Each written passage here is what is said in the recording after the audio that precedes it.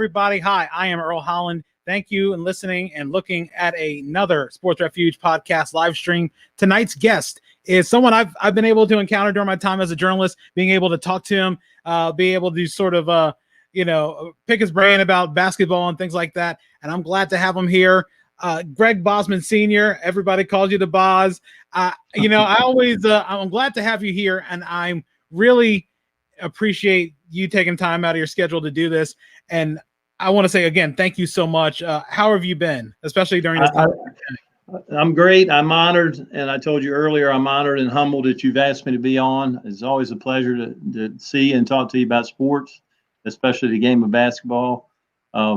This year's been a kind of rough year for me as far as athletics, because it's the first time in 30 years that I didn't coach a basketball team in some way, shape, or form, because our winter sports season has been canceled. So that part's been kind of rough, but I'm doing good.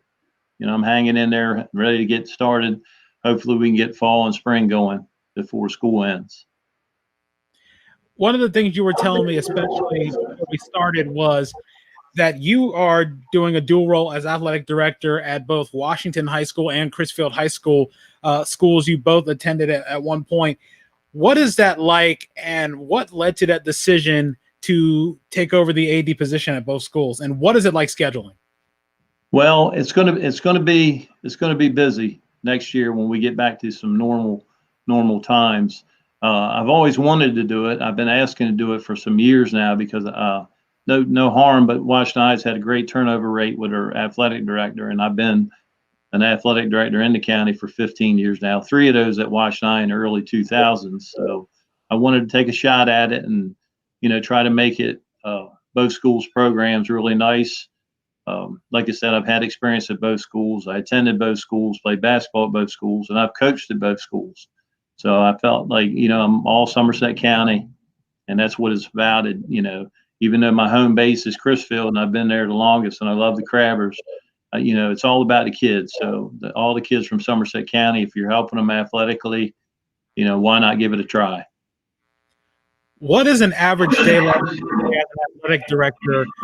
What do you have to do, and how busy is it, and how time consuming is it? Well, it's really tough on me in Somerset County, because I have a full-time position at Crisfield High School as a learning support assistant, and that deals with a lot of counseling and discipline, lunch duty. I mean, you're busy all day long. I have a radio, so they're calling me, to classes for different things and different, things that come along during the course of a day with the students. So, there's never a dull moment, because when they're calling you Boz on the radio, a lot of times it's for athletics, and you have to sit down. Most days, it goes smooth because you already got your busing set up and squared away. You know what time the teams depart and what time they're supposed to arrive. If it's a home game, you've got the officials' checks and everything ready for them. But what gets it kind of hairy is when the weather plays a factor, and we get rain during baseball and softball season, and sometimes even soccer and field hockey. You can put a wrench, because then you got to reschedule. You got to make the phone calls to make sure everybody's aware that there has been a change, and it gets kind of busy on those days. One of the things, being a coach as well, you coach basketball. How did you ended up getting into coaching? And I guess we will probably start the whole story about how did you fall in love with basketball? Well, my brother, you want me to start from when I fell in love with it, or? Yeah, we can start from there and just go into and how it led you to coaching as well. Yeah, I was like 7 years old, and my brother was I guess he was watching basketball on television, and he kind of like, this is looks like fun, and my dad put a court up in the backyard, and we just started playing, and we would emulate, like, back then it was UCLA was a big time college team, and he'd always want to be UCLA, of course, and I'd be Notre Dame, and we just kind of played one-on-one. And I remember we loved it so much, the bus would be coming down the street, and it'd be wintertime like it is now, and we both had long hair at the time, and we'd play one-on-one before we went to school, and our hair was actually where we'd taken a shower before we played, which I don't know what that did. But our hair was wet, and it would freeze and we'd get on the school bus and there'd be ice hanging from her hair. So, I mean, that was the love we had for it. And, I don't know. My dad was probably 6'3". My brother started to grow when he got in junior high and high school, when he was about 6'6". And he had a really good high school career and went on and played at Salisbury State University. So he battled with me in the backyard playing one-on-one every day, kind of taught me the game. And then I started playing for junior high and then high school and grew to be eventually 6'8". So that's pretty much how it started. From high school, I transferred from Washington to Crisfield, and I told you before, great coaches. I'm never going to criticize anybody that I've ever played for, because they've all been exceptional basketball minds. But I was a little bit ahead of my time, because I was a guard in a big man's body, and that was kind of really, you didn't do that back then. I told you I got yelled at on the playgrounds because I'm shooting 20-footers and they want me to get in there and rebound, and you get labeled soft or whatever the case may be. But I was just a perimeter player. So I was a little frustrated at Washington, and transferred to Crisfield, and Coach Kane let me face the basket a little bit more my senior year. So I had a pretty good senior year, but I wasn't, the best player in the Bayside or the best player on my team, but I guess you say upside, your potential was there. So from there, the best move I made was going to Fork Union Military Academy and prepping a year. And I kind of really blossomed that year. I grew 2 more inches because I was about 6'6" in high school, grew to be about 6'8". And that's when I started getting a lot of college looks. What is the biggest thing that you learned from your time at prep school? Was there a particular skill that you tried to refine, or what was it to you that you learned the most from that experience? Man, I played for Fletcher Arrett, and he's been nominated to be inducted in the Hall of Fame these past 2 years, and I'm hoping they will put him in this year because he's very deserving. Incredible basketball mind, role model, just a guy you meet. You don't meet.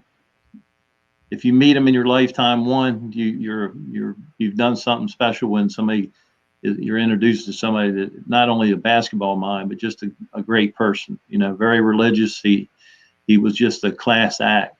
So he kind of refined my knowledge of the game. Like, I really thought, and this is not criticizing that I had learned basketball from my brother and going to camps and Coach Kane and Coach Sterling and Coach Corbin and Coach Webster, everybody that ever coached me. But when I got to Fork Union, I realized, man, I don't know much. And I think it was because the caliber of player that he was getting at Fork Union, he was able to step up what he was teaching. You know what I mean?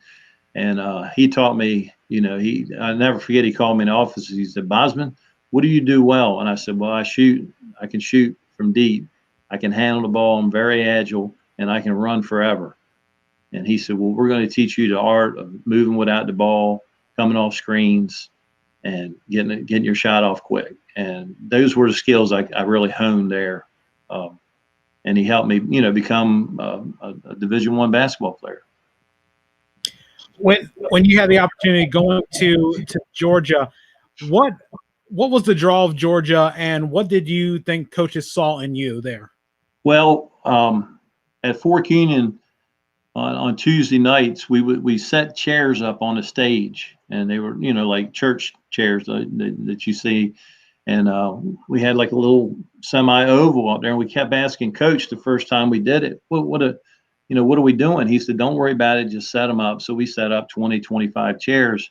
And the next thing you know, you got Dean Smith, Terry Holland, Lefty Drizel. Joe B. Hall was at Kentucky then. They're walking in the gym. And we're like looking at each other like, what in the world's going on? So those guys are in the chairs up on the stage, and we go through our whole practice. We do a little scrimmage, but Coach Eric was big into drills, and we drilled, and everything had to be game speed. So we go through practice. I had a pretty good practice, and the next day we're lined up. Every morning had to wake up and salute the flag, And Coach Eric came in front of me, and I saluted him. And he said, "When you get done eating, Bosman, Eddie Biedenbach from the University of Georgia wants to see you in the office." And I said, "Coach, I'm not hungry. You're talking about a kid from the Eastern Shore who've been recruited by Salisbury State, Dell State, and Coach Hall, Kirk Hall, had showed some interest in me at UMES at the time.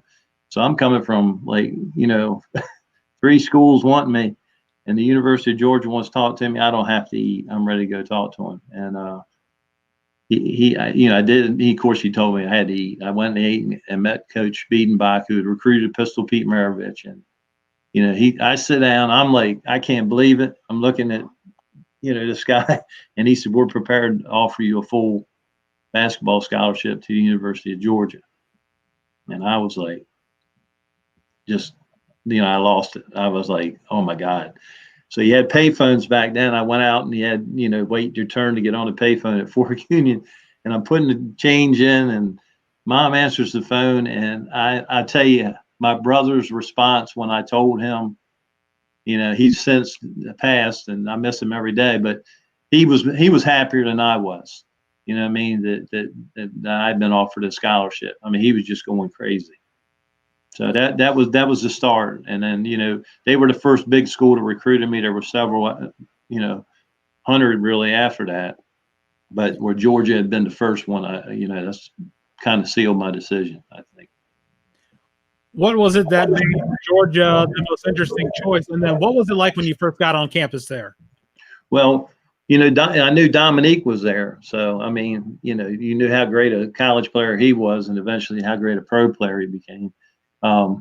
It became a contest between them and West Virginia.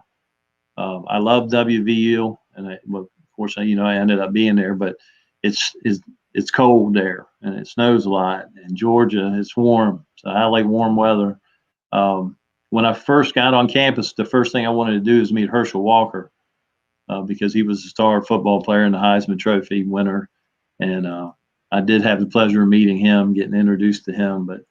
Georgia, I think my biggest issue there was I did not go down there in the shape that I should have been in, even though we ran like a 3.2 mile early on, and I ran that like 17:36. I mean, I could run long distance all day long, but I got shin splints really bad, and I think it was because I spent that summer instead of really working like I should have worked on my game.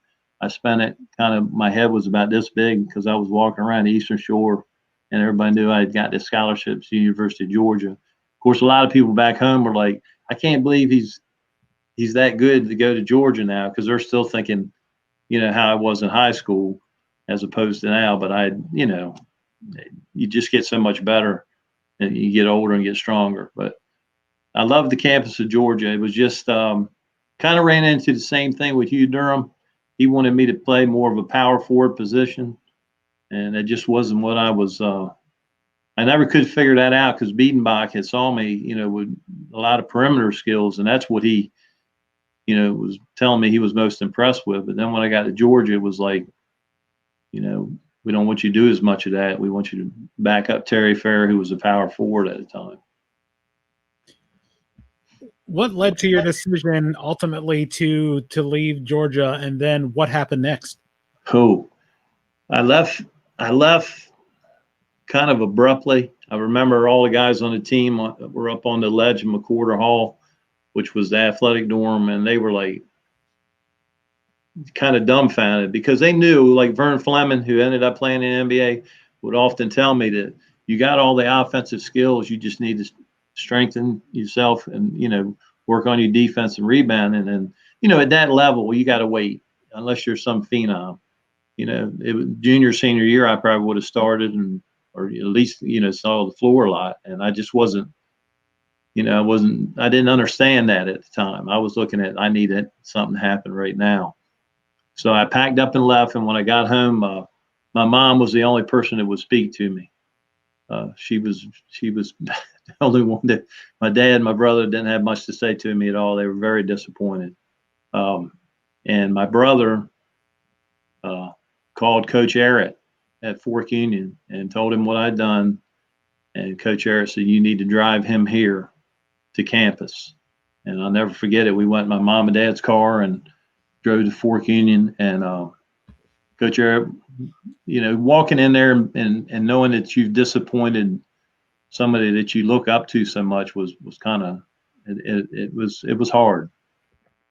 But he called Gail Catlett from West Virginia, explained to him the whole situation. And Catlett said, "You have him here first of next semester, and we'll give him a full scholarship, and he can play at WVU." And it was like, I didn't even have a choice, but they took my car away from me. So my brother drove me to West Virginia initially. They did get my car back, but he took me to school and ended up at West Virginia. Going back quickly to was that the year that that Georgia made the Final Four? Well, yeah. So I'm at West Virginia. I'm practicing with the team every day. They go to the NCAA tournament. Very good team. A lot of talent on that team. So I'm practice all of January, all of February. Then the NCAA tournament starts, and guess who wins the East Regional and beats Michael Jordan's North Carolina team and goes to the Final Four?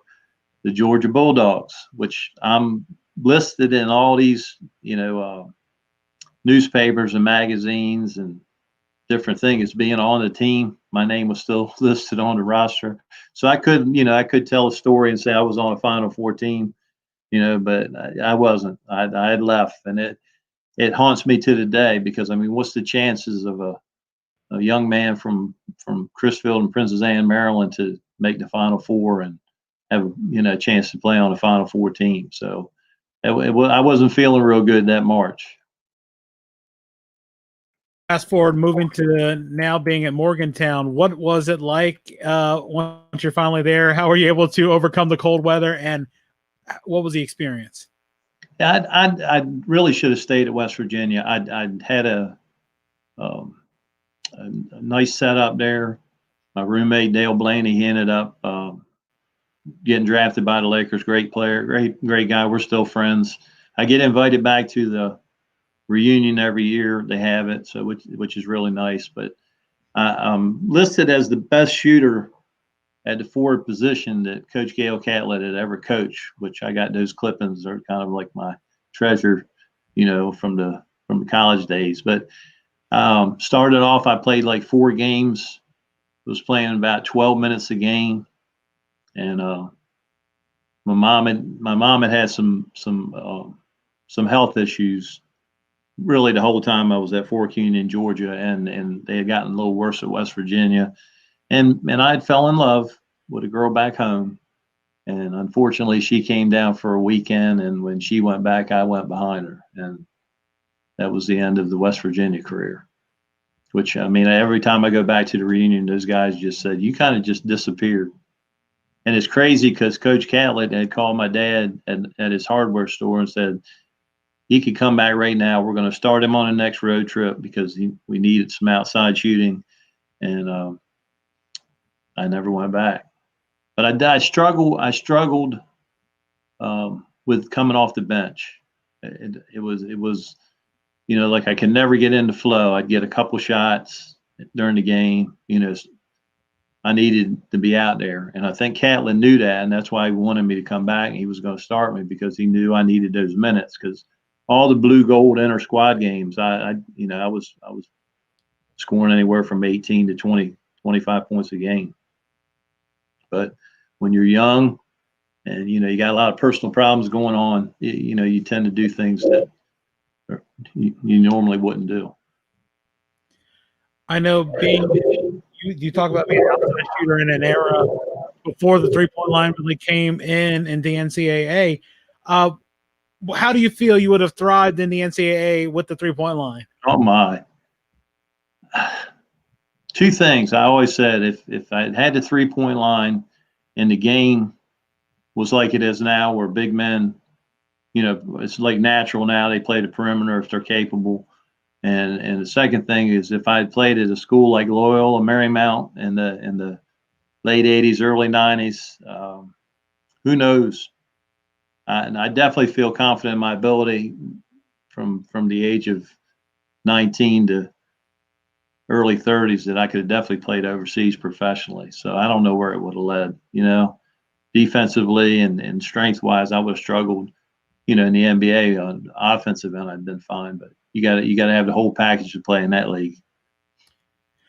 Was there any thought about playing internationally, even after leaving West Virginia? I was working at ECI from like 88 to 2000, and there I played against the greatest player I've ever played against, and Skip Wise, who was from Baltimore, Maryland, played at Dunbar and Clemson. He was just incredible. We were allowed to play against the inmates, and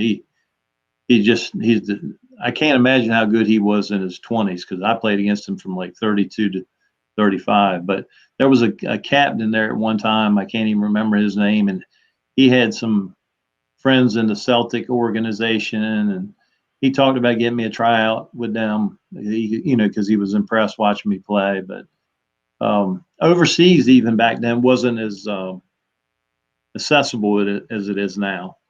You basically, if you went overseas, then you would finish 4 years of playing at a high level, or if you were D2 or NAI, you were an All-American, and that's how you got over there. So I don't know. I think I give that some thought at that time when he was talking about it, but shortly after that, my daughter was born, and you got to have some stability, and that was a state job, so it just never panned out. But like I said, I came from what I would call a pretty good high school career, not an outstanding high school career, and I just blossomed at prep school. So who knows? I mean, I feel like I was good enough offensively to play anywhere, but like I said, you got to have the whole package to play in the league. I know that you have a pretty big routine of getting up and shooting every morning. Still what does do. it consist of, and how long do you spend in the gym? Well, it used to be a little longer. I'm 57 now, so it's not as long as it was. But my routine is to get up. I get up at 3, and I get to the gym at Crisfield, and I'll shoot a series. I start right out shooting. I got like an old shoot away. You've probably seen it on Facebook when I was filming it.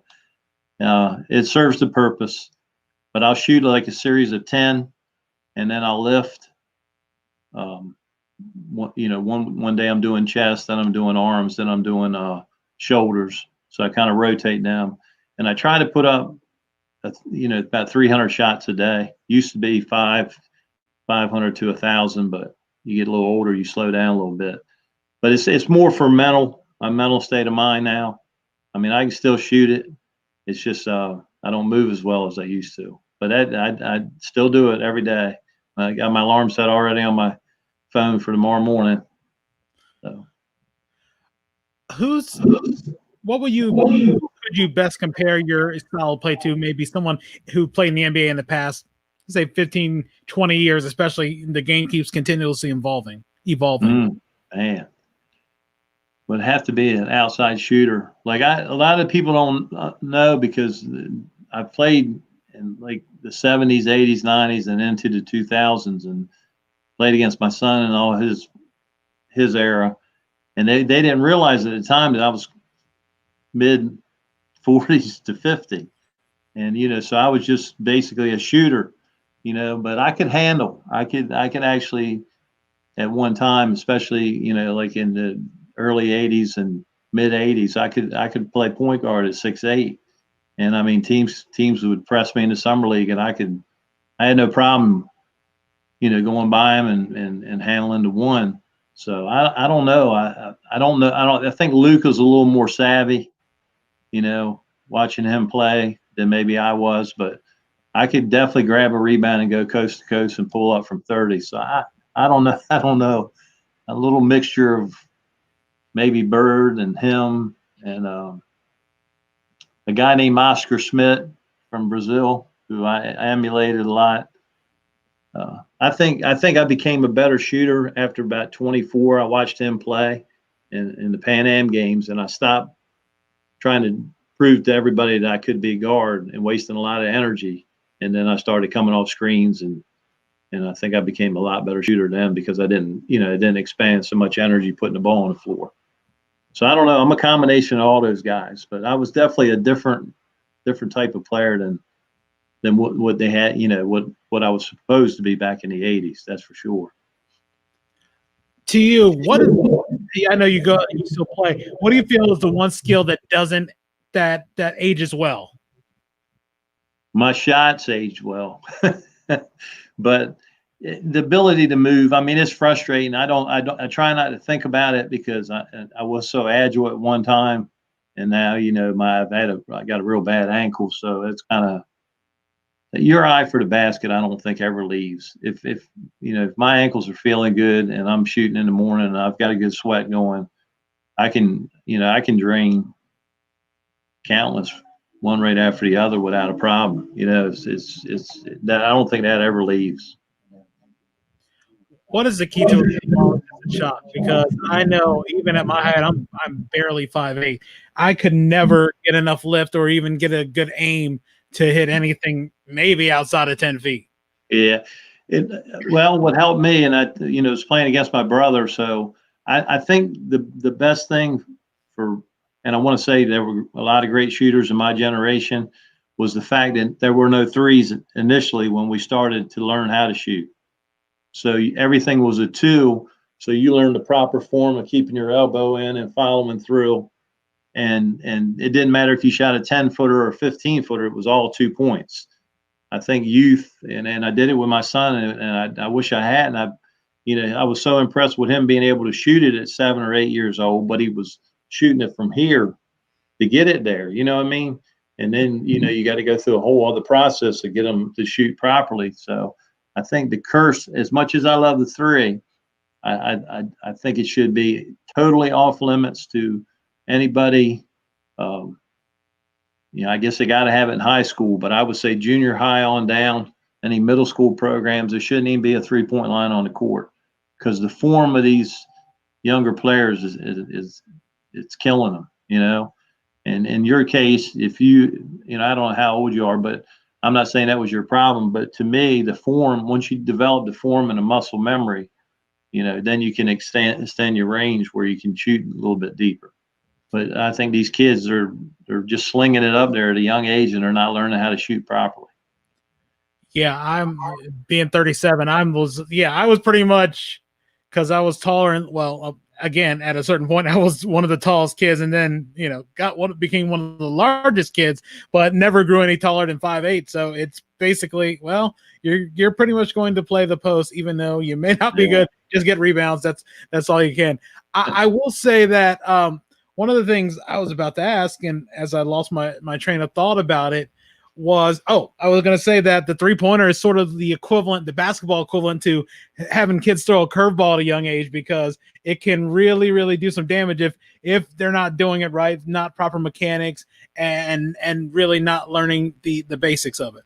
Well, one of the greatest shooters ever was Rick Mount. He played at Purdue in like the late 60s, early 70s. Went on to have a little bit of an ABA career, but his dad, he actually taught him, he started out on a little court with a little ball, and then each year he got stronger, he moved it up, and teaching him the proper form and technique. And now you watch it at a high school game, if kids can sneak on the floor during halftime, balls rolling around, the first thing they do is go right to the 3-point line and throw it up there any way they can to get it up there. And so, like I said, as much as I love that 3-point line, wish it had been around for my whole career, it's been very detrimental on shooting form for young players. Before we move on into your career coaching, you talked about a stint at ECI working there. How did you get there, and what is the biggest takeaway from your experience working at ECI? Well, I'd thrown away, pretty much my basketball career as far as college. And so my mom and dad were getting a little frustrated with me, more so my dad. Worked in Ocean City in the summertime, was playing ball in all the men's leagues and tournaments, but had no steady income career. And my dad had always harped on, getting a state job or a county job. They've got benefits, they got retirement. He preached that to us when we were younger. So ECI was just kind of opening up. And Dad said, look, you got to do something. So I took the test, did very well on the test, and I got in the academy. And right from the beginning, I'm not it's a career, and it's a good career for a lot of people, and it's a respectful career, but I knew it wasn't for me. They actually put me on 4 to 12 shift, and I was getting ready to quit because I knew that was the end of the basketball tournaments and leagues. And my brother, who was a counselor there, taught me into staying and said, look, just stick it out and you'll get a shift change, which I did. And yeah, I mean, it provided for my family. It was, good benefits, good pay for this area. The perk was that we could play basketball against the inmates, and they were extremely talented. It was the best competition around because there was so much talent in there. And then we also had an employees league there that was pretty competitive. So that was all good. But I guess when in 2001 my dad passed away, and kind of once he passed away, my dislike for the job, him passing away, I just kind of walked away from it. I shouldn't have, because I was only 7 years away from retiring from there. But biggest takeaway, I guess, I was never one that felt like it was our job to punish the guys that were in there. They had made a mistake, and I'd made a lot of mistakes, so I just did my job the way I was supposed to, took count, made sure nobody was harming each other. And but you learn, you talk to those guys, they've made a lot of mistakes. Some of them are real sincere about it, and then you had some in there that didn't care that they made mistakes. So you just kind of learn people, I guess. I became a better, maybe, I don't know if judge is the word, because you're not supposed to judge people, but I could, I kind of sense if a person's got a good heart, or, so it taught me those things, just how to learn people, interactions, and different things. Yeah, and I understand that's an experience where, you have to be a particular type of person to be able to handle the rigors of that. I know my brother. I got the utmost respect for those guys, and ones that stayed 20 years, I mean, or longer. Look, I have nothing but respect for them. I think they're just like the police. They've got a tough job, and not everybody can do it. What led to your decision to move into the educational system and eventually coaching? Well, coaching came before my actual job in the school. Being a Division I player, and kind of not bragging or nothing, but well known as a basketball player, I was always allowed to come out and play pickup ball at Chrisville High School. It was like a star coming home. So I kind of had, like, they welcomed me in there. So with that, I was always spending time. I entered a youth. I was just talking about it the other day. A group of guys like in 84, 85, maybe 86, somewhere in that range. They were all like 9th and 10th graders, and I entered them in a men's league, and trying to give them, playing against great competition, and kind of guiding them. So we play pickup ball, and I'm teaching while I'm playing, and they're respecting me because of my talents and where I played, and just started giving back, and realizing that they need guidance like I needed guidance. So that went on for two or 3 years of playing in the summer league and trying to give back and playing pickup ball. And then I think it was 89, maybe the spring of 89. Mr. Phil Rayfield would play pickup ball with us a lot of times, and his son was like 8th or 9th grader in high school at the time. So we're playing, and the principal stops the game. It's probably 4 o'clock in the afternoon. Schools are shut down, and he calls Mr. Rayfield out in the hallway. Mr. Rayfield at the time was coaching the girls team at Chrisville High School. So Mr. Rayfield comes back in the gym, I said, "Is everything all right?" He said, "Yeah." He said, "How would you like to be my assistant coach next year? Because Mr. Riggins just asked me to be the head boys basketball coach here at Chrisville High School." And of course, I'm like, I'm in, you know what I mean? So that's how it started. He asked me, and he asked Coach Dale Turpin to become his assistants. And in 1990, 91, we became the staff at Chrisville High School. And that year we won a Bayside championship. We had an unbelievable talent on that team and the team the following year. So that's how it all started. I know, and you were one of the people I talked to when Coach Rayfield passed, and you talked about the influence that he had on him. what was the biggest key and piece of knowledge that you were able to get from Coach Rayfield? Oh man, well, he much like Coach Eric, like I was fortunate, besides my brother and my father, that I had two male figures come into my life that were just incredible people. I mean, he started right off with that program. He said, we're going to run it like UCLA. He did some things that you probably can't do in the school system anymore. You put God first, family second, and then school, and then basketball down the line. I mean, he had all the quotes, put them up all over the locker room, and that's how we carried the program. You had to wear a sport coat and a tie. Those teams went to each team member's church on Sunday as a team, bonded with the community. He was a lot calmer than me. I was like hyper and real talkative, and he was more mellow. So it gave me a little balance in my life, and he's just incredible coach, incredible person. I mean, he did a great job with that program. When you ended up coaching, at taking on the head coach level, what was your first head coaching job? So I helped Coach Rayfield. Was actually his bench assistant the first 2 years, and then my different things. I got married and work schedule, whatever. I couldn't like devote myself to be at a practice all the time, but I was like the conditioning coach for like the next 4 or 5 years for him. So I was still staff member. And some games I would attend. It would just when I could or be there, I'm on the bench. But anyhow, I did that until like 98, and then 98. He came to me and he said, what do you think about coaching the girls basketball program here? And I was like, Coach, girls? Like, I don't know. I don't know if I can coach girls basketball. And he said, well, look, they've had a terrible past. Don't win many games. Nobody takes pride in the program. And I think you could do a good job with them. And so I accepted the position as girls head coach in 98, 99. And we were 0-23 that first year. And I remember,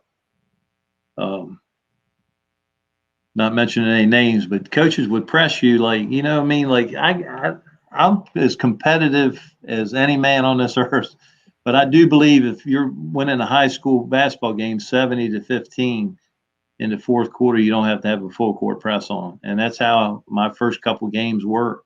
And I remember going back to Mr. Tim Talls, who was the AD, and I said, is this how this is supposed to be? And he said, well, I endured it for 3 years that I coached the girls here.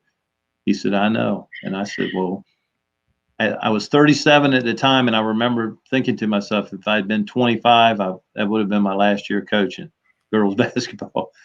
But something clicked. Like I was at the Civic Center, and at that time, years ago, at one time they played all the playoff games at Salisbury State, but at that time they played them all at the Civic Center. So Mr. Bill Kane, my high school coach, came to my watch. He actually there to watch Chrisville's boys, but we happened to play like before them, and we got beat, of course, in the final game of our season and the first game of the playoffs.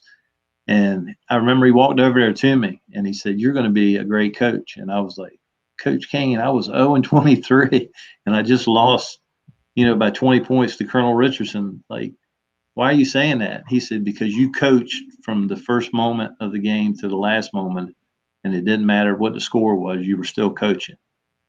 And, it just clicked, and I made a vow then that we're going to pay all these schools back. We're going to build this program because nobody cares about the girls, and I can't leave them after 1 year like everybody else have been doing. I'm going to stick this out and make something with this program, and that's kind of how it started with me as a head coach. When it comes to your coaching style, what do you say? Are you more I know they always talk about when coaches at any sport, it's sometimes more about the Jimmies and Joes and the X's and O's. Were you more a strategic person or more of a get the most out of a player? Well, at this level, and especially girls, where I started as my head coach, and I'm a firm believer in they needed a lot of skill work.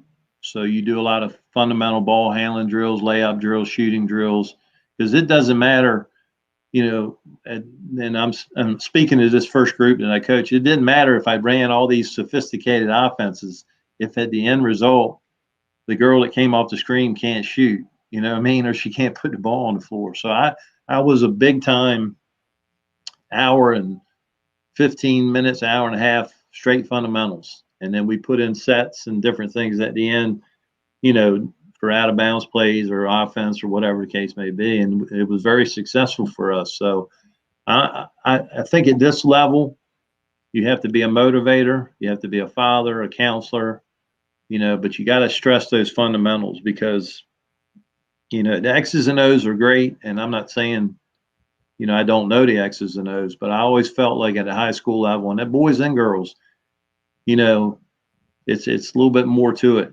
than just the X's and O's. So I'm a little bit of a combination of that. But I girls wise, I think you just need to get them in the gym and work on their skill because they don't play as much pickup ball normally as boys do. So that it doesn't come as natural to them. So you have to work at it a little bit more. But I guess I'm kind of old school when it comes to that. I think you put in that work in the gym. Like a kid can't dribble with his left hand if you're never working on that. Then, sooner or later that's going to bite you during the game. So I think fundamentals come first, and then, as they develop and get a little more skilled, then you put in a little more X's and O's. When did you start seeing the girls, and what was the highlight moment where you saw these girls have the potential to win the conference? We were on a 5-year plan, and we won. We didn't win the first year. We won 7, and then we won 8 the next 2 years. And that third year, I kind of felt like it was coming together. The girls were starting to develop. Because like I said, we did a lot of dribbling drills, a lot of ball handling layup drills, and you could see girls that normally couldn't handle the ball, and now they're starting to, go between her legs, behind her back, and do little fancy moves. And you say, well, they're starting to get it. So we got into playoffs my 4th year there, and we went on a run. And we were at Mardella. Actually, where I thought they got it was probably a Snow Hill game. Snow Hill was one of the first teams that beat me like 75-13 that first year. And we played fabulous. So we had beaten, some lower seeded teams, but this was a marquee team.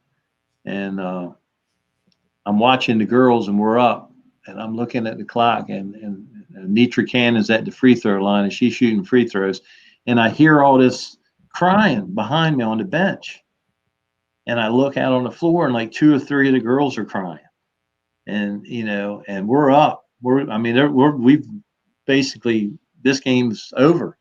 And then I start crying, and everybody was like, what in the world are they all crying over? But these girls, went from 0-23, nobody caring about them, and now they're there. And we went on a run that year, and I'll never forget Nicole Brown hit 2 free throws to put us up by 3 against Cambridge.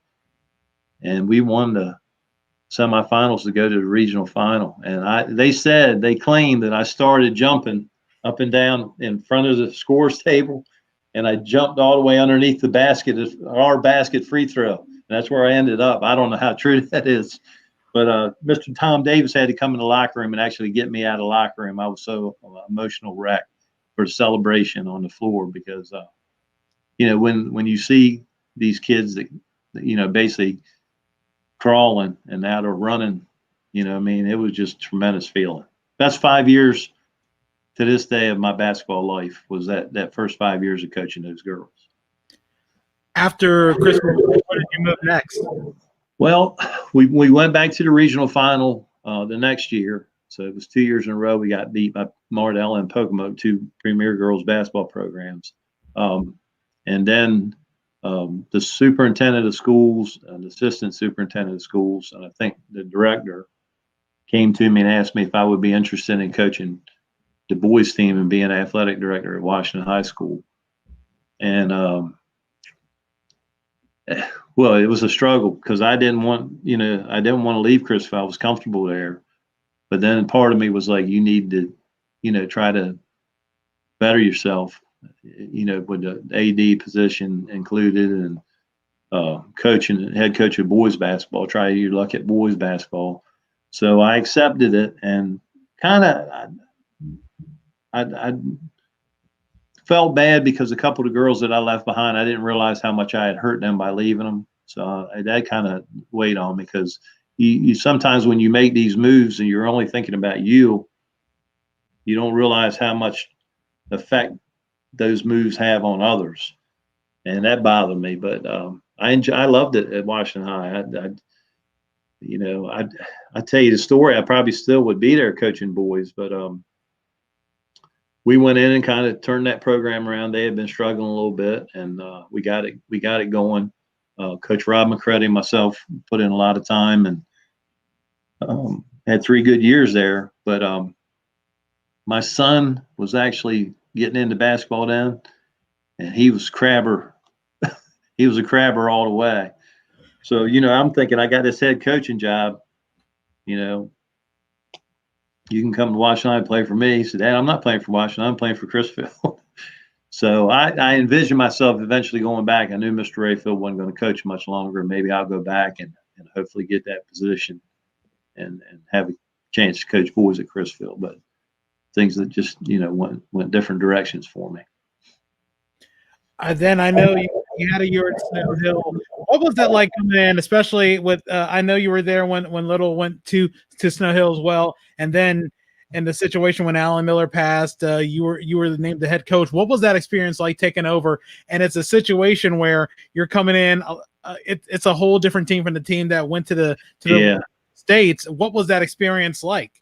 Well, I mean, they were a great bunch, and I think you lose your basically your whole starting 5 that goes to College Park from the year before. I think we had one returning starter come back. So I mean, the guy, it was just we were lacking some size, and a couple of things. But I enjoyed the year. I mean, I guess a lot of people felt like I was under a lot of pressure to win because of Coach Miller being there before me, but I never really felt it. The people from Snow Hill were great. I think they realized that we were battling and we were competing, but we just weren't the teams that they had before. I mean, you got to be realistic in that. I was happy that we won the very first game in honor of Coach Miller, because he was such a legend on the Eastern Shore.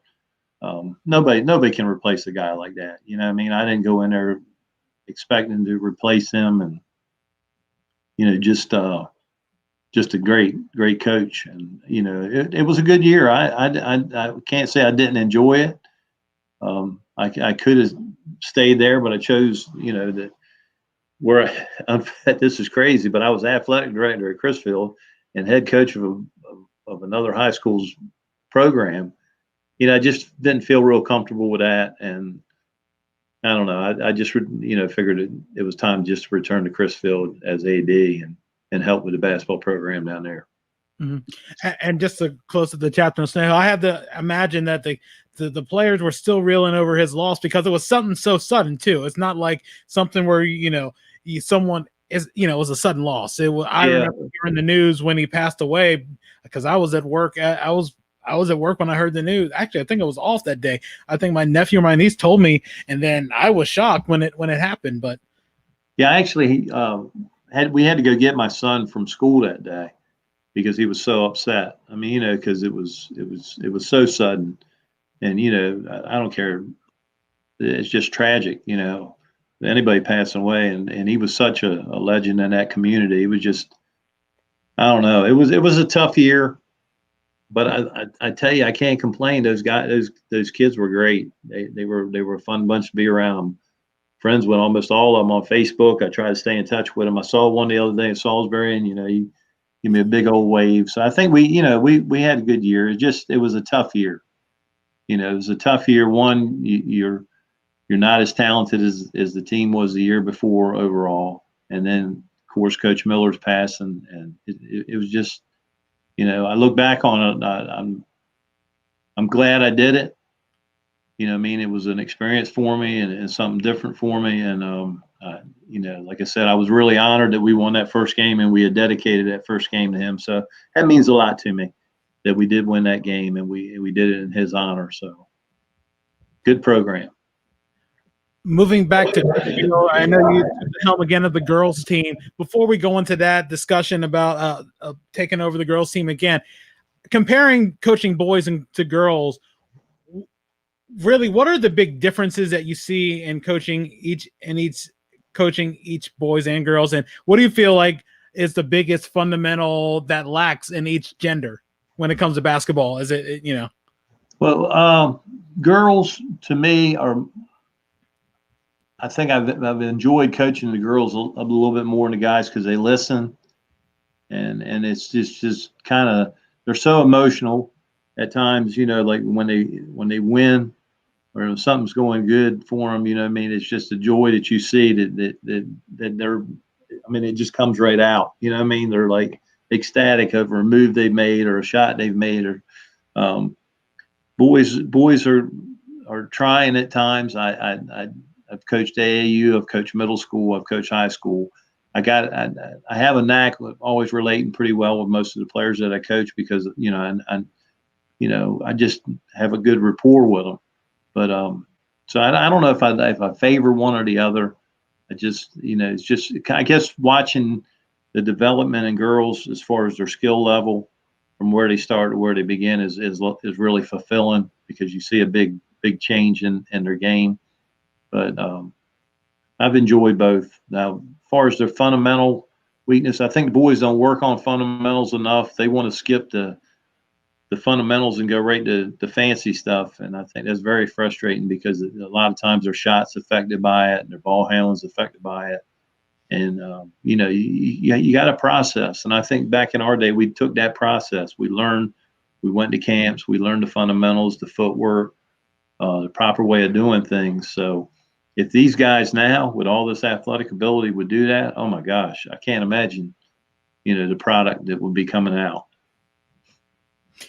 Going into the rebuild again of the girls program in Crisfield, what was the difference between this go round and the first go round?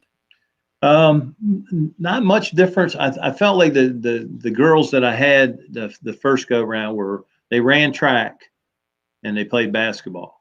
So you didn't have, and trust me, I think kids should play all sports, but I didn't have to battle in the summertime. When I got them in a summer league, they all were in the summer league. So this group has been a lot of field hockey players, and they play field hockey year round. So it's kind of hard to get them in the off season to get in a summer league or go to camps, and that makes it difficult because that's when you really develop from the end of the season in March to November. That's when you work on becoming a better basketball player, and then you refine it and practice and show it off during the games. So this time I've had great experiences. We've beaten all, one time or other, we've beaten everybody in the conference during this stretch. We made it to a sectional final a couple years ago, so we've had some success, but I've had some things happen. I've had some girls leave the program and transfer, not for so much basketball reasons, but they moved or different things happen.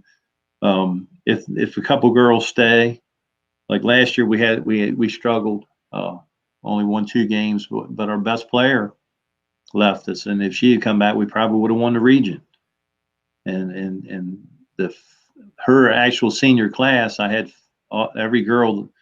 And it was a great freshman class. They all left for different reasons. If they had been there last year, we definitely would have won the region. And I don't know how we would have done it at state level, but the regional championship would have been ours. So those things have happened a little more. I don't want to blame it on the times, but because I did it. I mean, I can't. How am I supposed to criticize transferring when I've done it? Or I did it several times, both at the high school and college levels, but we're too easy to get disgruntled over things instead of, communicating, fighting through some things and sticking it out. And sometimes, because sometimes you go to places and things don't turn out that well there either. So other than that, I mean, this run's been good.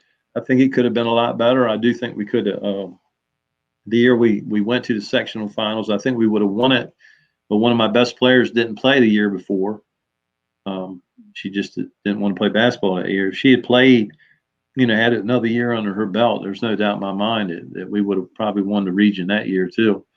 So, I mean, we've had success, but it's just been a little different because when girls are playing other sports, when field hockey starts, they go play field hockey. When softball starts, they go play softball. Those girls ran track. So, I mean, track practice, you run, you're training, but it's not like you're doing that. You know what I mean? And they don't have like a track summer league. And so those girls were in the gym a lot more. I think that's the only difference. And they were incredible athletes.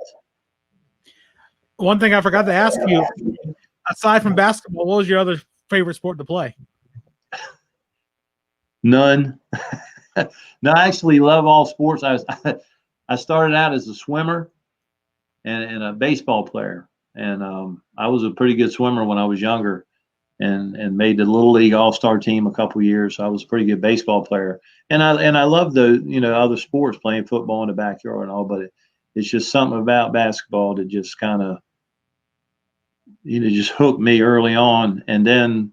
When I had some rough moments, I look back, I was 5'10" and a half in the ninth grade. And by the end of my 10th grade year, I was 6'4" and a half. So that's like 6 inches. You grow, what I mean? And that kind of hurt me a little bit because I can remember just being in pain. A lot of times legs were hurting and everything. Never could understand why, but that growth spurt that you take at that age, it was rough, but never stopped loving basketball. I mean, it's just been something that kind of on my mind 24 hours a day. It's crazy to say that, but I mean, you're always thinking about something, playing it, when you played, who you played against, game you coached. It's just, maybe I'm a little bit too much fanatical over it. I don't know. I can't even now at my age, I don't like watching a game because if I watch it, I want to play. I just love it. Other than that, I guess swimming and baseball early on were probably right there. Who's your all-time NBA player, and who's your favorite NBA player now? Well, I like Bird because I thought, he came in and played a perimeter game at 6'9", and I like the way he changed the game a little bit, him and Magic. My favorite player is Oscar Schmidt from Brazil. I just kind of fell in love with him as a shooter and a scorer, and kind of tried to emulate, the way he played. So he's probably my favorite player of all time. I don't know. I like Jordan and Kobe Bryant. I got respect for those two because I think they work. People don't understand how hard they work on their game when they were just. There's guys probably that have come along in the NBA that were as good as them, but I don't know if they had that work ethic that they had and that killer instinct. So I respected both of them. Magic Johnson, I think, is just an unbelievable 6'9" point guard. I liked his game also. If I had to pick one today, I like Curry. I like Curry because I proved everybody wrong. I wish you could. I don't know how to pull it up on Facebook, but when he came in the league, everybody was talking about Brandon Jennings and some other players. And I said, this kid is going to be the best player. And they were like, no, he's too small. But I knew his dad was an NBA player. So it's in his bloodline and his work ethic. I don't think people understand how hard he's worked on, all those things that they think are so amazing now. I mean, he puts in hours and hours a day refining those little moves he does and getting his shot off quick. So I'm a big fan of Curry. I was going to say this. Who do you think is the greatest NBA player of all time? I know it's Michael Jordan. Jordan. Michael Jordan. I look at it and I had this discussion before, and I look at Kareem, Jordan, Wilt. Those are, to me, I think it's Kareem and Jordan 1A, 1B, because what Kareem could do, and just the fact that a big man that who could really push the ball up the court, and it just what he could do, and just the fact that I look at the dunk rule that they basically had named after him for a long time. And Yeah, then, he's definitely. I mean, you can't like I say Jordan. You know, that's who I believe. I think I'm gonna have to charge my computer here. I'd say he's the best ever. Jordan is. My dad used to say that Wilt was, and then he said that Bird and Magic were. But he when Jordan retired from the NBA and played baseball for those few years, you know, he came back. He wasn't as athletic as he once was. You know what I mean? He had lost a step and couldn't, you know, jump like he once could. But Dean Smith had taught him a lot of fundamentals at North Carolina in that short period of time. And people don't realize his footwork was just incredible. And he was able to come back and still win what 3 more NBA championships after being out for a while and being older. And that's when my dad looked at me and said, he's the best. He's the best ever. And I'm you know, you can argue LeBron, you can argue Jabbar, Wilt, all great players, Magic, Bird, Kevin Durant. I mean, these guys are incredible. But to me, Jordan, with his killer instinct and his work ethic and that ability, even after he lost some athleticism, I think he's the greatest of all time in my mind. do you feel that the NBA has evolved to more of a guards game than it was a big man's game in its early days? I think the rules have changed so much to me, and I think Luca says it often that he said it's harder to score overseas than it is in the NBA, and I believe that. Like I watch some of the NBA highlights, and I'm like, man, if I had that space at 57, I can make that shot. You know what I mean? It's just so wide open, and I think it's fan friendly. You know what I mean? No hand checking, and the defensive 3 seconds or the call. You know, where you can't, you know, just clog the lane up and everything like that. It's made it. You know, fans don't want to come and watch an NBA game and the game's 80 to 89. They want 120 to, you know, 119, and they want to see the dunks and the flare and the flash. So, I mean, it's a great game, and my gosh, you know, they're great athletes and all. But I think it's an easier game now. I think it'd be easier to score in today's NBA setting as it was back in the 70s and 80s when they could bump you and basically foul you.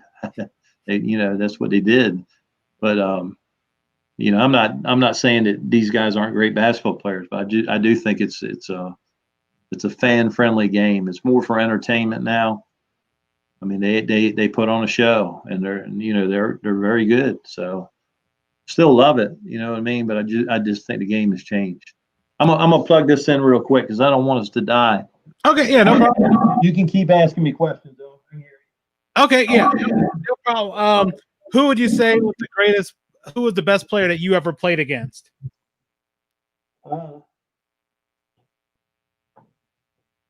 Skip Wise.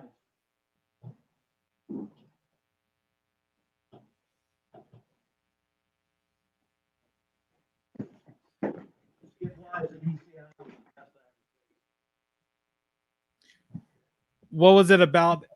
What was his? I know you mentioned him a little bit earlier, but what was it that he could do? What was it that he did well? Well, he was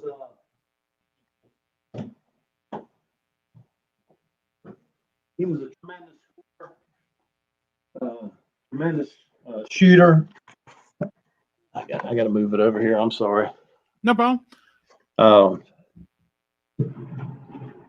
I tell you what, offensively, I don't think he ever missed more than 2 shots in a row the whole time I was playing against him. I mean, he was just an incredible talent. It was very fulfilling for me to play against him every day for as long as we did, or were you able to. I can't get either plug to work. So he probably, to me, is the greatest I've ever faced. Was there a particular matchup that you enjoyed, teams that either coaching against or playing against that you loved? You know, when you see this, when you hear this name, okay, I'm ready. My game's going to be elevated. Pretty much all these young guys that play now, you know, even when Andre was overseas and he was coming home, you know, I had that little, I'm going to show him that old man can still do it. You never want to let anybody show you up. You know, I played better when there was a star on the other team and I felt like I had something to prove. So I guess the Collins brothers in Chrisfield, anybody came from out of town and played in the summer league, always had a little bit of fire lit underneath of me just to prove somebody could play. As a coach, what game did you always get your players the most psyched up for? I know there's always that one rivalry game, whether you're at Washington, whether you're at Chrisfield, but to you, was there always a game on the schedule, some coach that you felt like you could go toe-to-toe strategy or I guess gameplay with? Yeah, well, girls wise, you wanted to beat Mardella and Pocomo. Coach McCool, and you know, you kind of wanted to beat her because she was like the marquee coach around, you know what I mean? And Coach Gladden at Pocomo, she was another one. That they were the big games for the girls. For boys, always Washington High, or when I was at Washington High, it was Chrisfield. You know, because that's the county rivalry, and everybody in the county is going to be in that gym. And if they're not in the gym, they're going to be, you know, trying to get in the gym to watch that game. So that was big. Y High, your Snow Hills, your Poconos, they're always so good and so competitive. You know, you kind of get pumped up for those games. The buzz is in the air on those nights, you could say, I guess, you know. Yeah, I can definitely think of so many games where you're told get there early because they're not letting anybody in after a certain point, and if you don't get there in time, you're not getting in. Yeah, absolutely. Back in the day, I mean, if you didn't get there before the JV game started, you were done. You're not getting in. You know, good times. Well, Coach Bozman, I really appreciate you being on and taking time out of your busy schedule. What are ways that people can reach out to you? I don't know how much you do social media other than Facebook. I know nowadays everybody's sort of limiting what they're doing on social media. Yeah, I know. Well, anybody can, and they can inbox me on Facebook if they want to contact me, or they can call Chrisfield High School. It's 410-968-0150. My email is gbosman@somerset.k12.md.us. You know, they can reach me in any of those ways. I like to eventually just start doing workouts again. It's been hard because of COVID. You can't get in the gym, and I really enjoy doing the individual workouts. So I want to try to start them back up. And I don't, and I'm not criticizing. I don't charge anybody. You know what I mean? My joy is when they improve and they get better. You know, I want to see them. You know, you go to a game and you see a kid and you've worked with them a little bit. You know, you don't take the full credit or anything, but you know you had a little part in them, you know, getting better and playing. So that's the joy of it all, trying to give back. Well, Coach Bozman, I really appreciate it. We'll continue this conversation offline. For everybody who's been watching, thank you guys so much for watching, and feel free to share this interview, and when we have the final episode, look forward for everybody sharing it. Thanks a lot, everybody. And again, Coach Bozman, will talk a little bit off air, and all right. So all right, thank you so much. I appreciate it. Thank you. No problem.